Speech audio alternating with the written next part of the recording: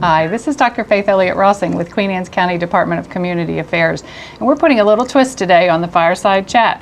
I'm sure that most of you have seen Fred McNeil doing Fireside Chats with your commissioners and giving you a little bit of their history so that you might come to know them better.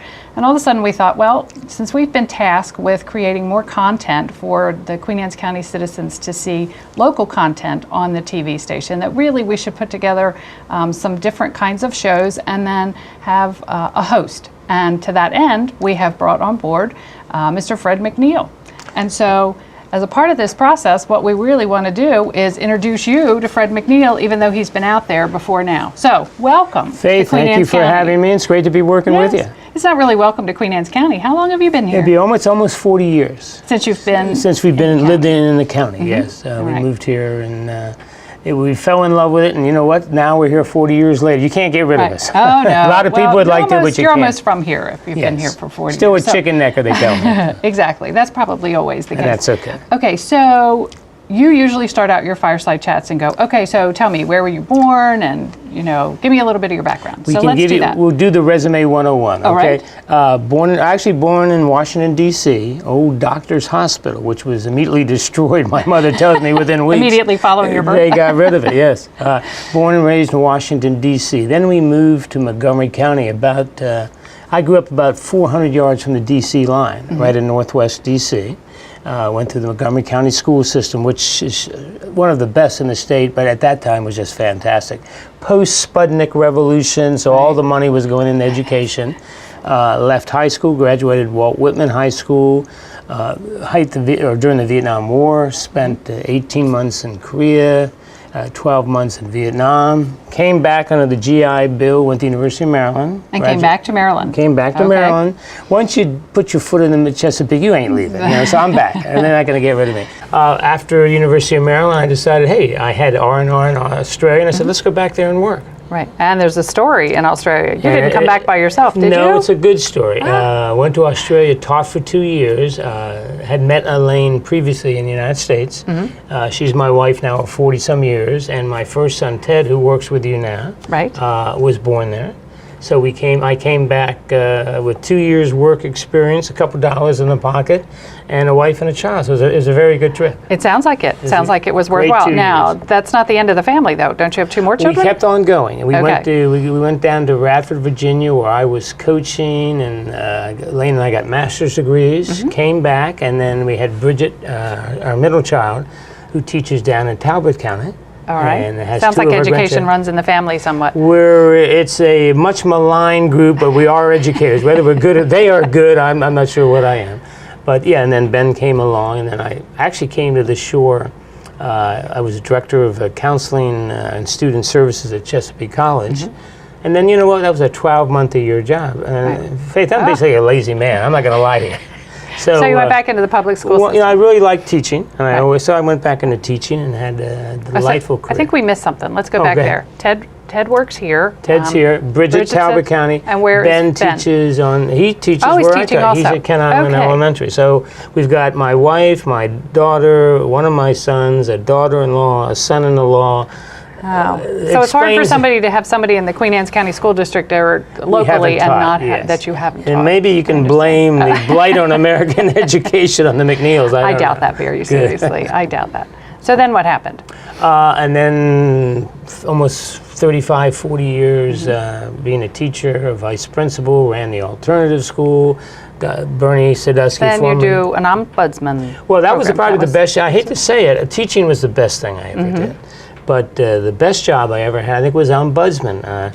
Bernie Sadusky, as you know, was superintendent of school, was the type of guy, he'd come in the office and, Fred, have I got a project for you? You knew you were in trouble. Right. He had seen this wonderful model in Montgomery County where their superintendent created the office of ombudsman. And the word ombudsman means listening to the people. And what I basically did for about 2 or 3 years is complaints, concerns, problems, people would call, staff would call, and the superintendent said, Fred, you try to clean it up before it causes problems.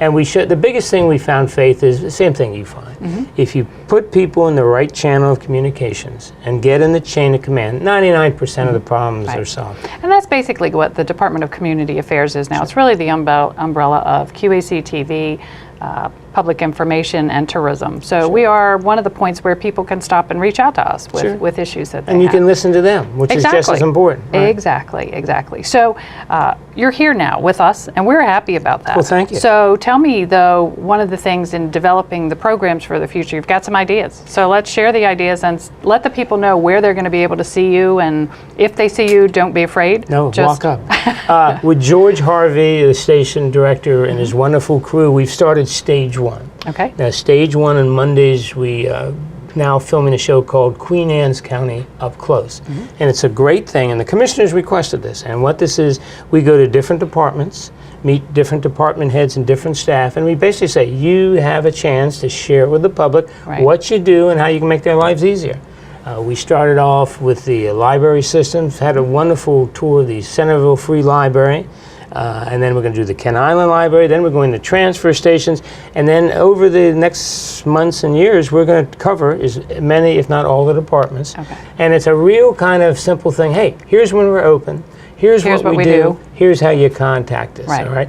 Then Tuesdays, again, all this is Stage 1. We have the high school game of the week. Oh, that's exciting. That was one of the things that the parents really wanted to see. We're going to make them happy. Yes. We'll rotate between Queen Anne's County one week, Ken Island another week, doing both boys and girls games. And what we'll do is they'll get to see the games on TV. And the different sports, so you'll go through the seasons. We'll do basketball and wrestling in the winters. And we're anticipating adding another day at some point in time, possibly, maybe 2 games a week? Spring and fall, it gets a little more active. And then we'll have boys and girls lacrosse, we'll have track and field, we'll have softball, we'll have baseball. So it gives us a good workout on Tuesdays.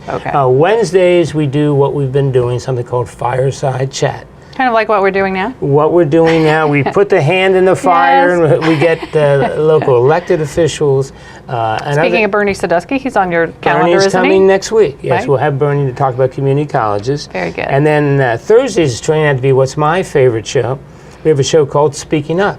And we get out of the studio, which, remember, that's what we're trying to do. We don't want to be in the studio. No, we don't want to be in the studio all the time. We go to different locations around the county, and we ask some questions. We had a great time last week. We were in front of Edwards Pharmacy in Centerville, and we asked them what they thought about kids going to school before Labor Day and after Labor Day, which is a big topic of discussion now. Yes, and we're going to do community. We'll do a lot of things, and some of it will be a little bit of fun. It's almost Valentine's Day, and I'm an old softie, so we'll probably stand in front of a restaurant. If you could get anything for Valentine's, well, you can probably find something to celebrate every month, like Black History Month, and then there's St. Patrick's Day, and you just said something about going to docks and being in a parade, and so there's a lot to celebrate. And the idea, remember, this is all about Stage 1, and all the stages is all about, we have this fantastic community, 50,000 people, unbelievable recreational opportunities, educational opportunities, just a wonderful setting.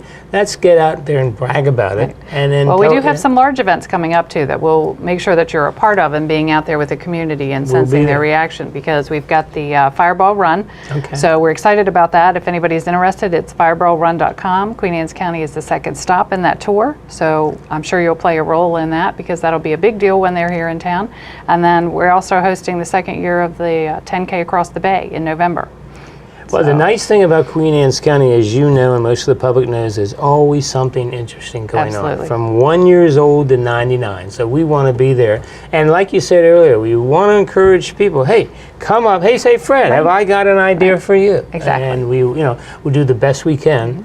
But it's, again, let's say good things about this wonderful community we live in. And the idea is to help people start to think locally, not only with their shopping, but also with the events that they attend and participating in things in the county. We have some of the best restaurants in the world, some of the best recreational opportunities. I live at Blue Heron Golf Course, so we can brag about that.